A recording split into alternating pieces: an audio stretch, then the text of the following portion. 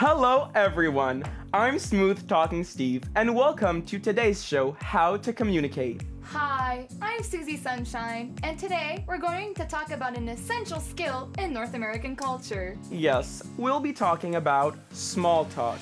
And by this, we mean how to make a meaningful but light conversation with someone you just met. I can already hear you thinking, why is this important? Well, small talk is extremely important to get to meet new people and make new friends. In North America, we love small talk. It's practically in our DNA. What's the best strategy to engage in small talk? Simply put, just ask questions or make meaningful comments to the other person. And that way, you can connect. You see, it's as simple as 1, 2, 3. Yes. First, let's talk about the weather. Oh, everyone loves to talk about the weather. You say talk about, but don't you mean complain about? Okay, cut. That was great, a nice take, plenty of enthusiasm, I like that. Before we go on to the second part, Susie, can you go see Jezebel to have your makeup touched up, please? Everybody take 10. Hey Steve, Hey Alex. did you see how much Mother Nature has gone nuts? Like, yesterday was so cold and freezing, but today the sun is bright and shiny. Yeah, I see what you mean. But I feel like we're gonna have a couple nice days coming soon. Yeah, I think you're right. We're finally going to be able to go on at the beach or ride our bikes or even have a barbecue, you know? A barbecue. I like the sound of that. Maybe we could have one after the shoot. Oh, yeah, well, especially with the food that you grill at a barbecue. Okay, well, I'll go. right. Okay, bye. The director thinks my makeup needs some touching up. Yeah, what the director wants, God wants. Okay, so is this your only shoot this week? Yeah, it is. Okay.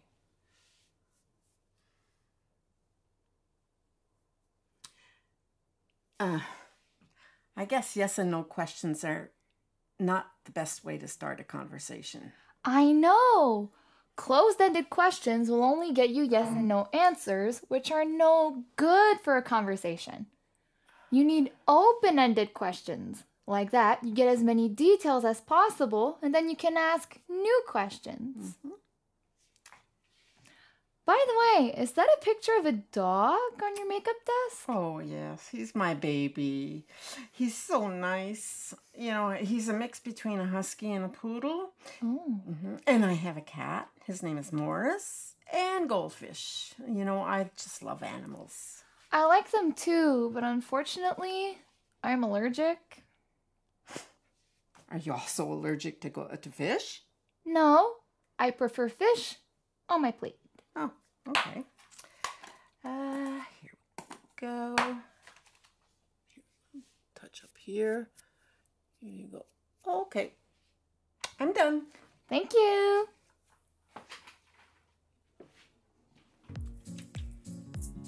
Action! So, Steve, other than the weather, what else can we talk about?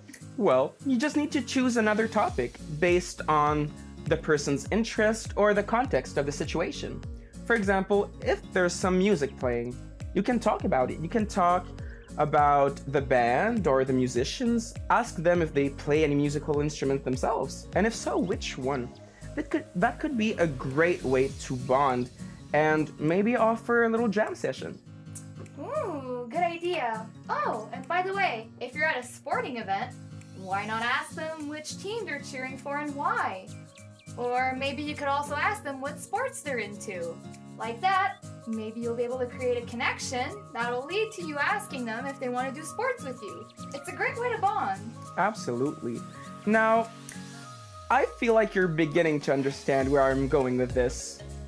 Yes, you got it. Or like we say in English, you get the drift.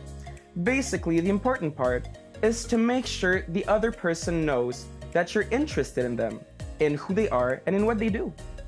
So, if I get this correctly, Steve. All I have to do is ask a bunch of questions. And then, based on the answer to those questions, ask a bunch of new questions that I can also answer myself. Like that, it's a situation of give and give. We both get information about each other. Exactly. Like you said, it's give and give. And you can use this with many other topics too, like food, pets, culture, and dreams and aspirations. Basically, the sky's the limit. But don't forget to use open-ended questions. Exactly. And a great way to avoid closed-ended questions is to use the WH word strategy.